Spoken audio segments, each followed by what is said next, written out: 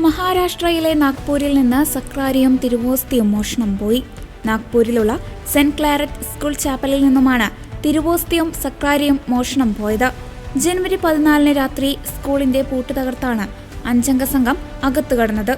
School ഓഫീസിൽ നിന്ന് പണം മോഷ്ടിച്ച ശേഷം ഇവർ ചാപ്പലിലേക്ക് കടക്കുകയായിരുന്നു. സംഭവത്തിൽ നാഗ്പൂർ ആർച്ച് ബിഷപ്പ് ഇലിയാസ് ഗോൺസാൽവസ കടുത്ത ദുഃഖം രേഖപ്പെടുത്തി. വിശുദ്ധ കുർബാനയോട് കാണിച്ച അവഹേളനത്തിൽ പ്രായശ്ചിത്തം ചെയ്യുന്നതിനായി ജനുവരി 23 വെള്ളിയാഴ്ച നാഗ്പൂർ അതിരൂപതയിൽ പ്രത്യേക പ്രാർത്ഥനാ ദിനമായി ആചരിക്കാൻ അദ്ദേഹം വിശ്വാസികളോട് ആവശ്യപ്പെട്ടു.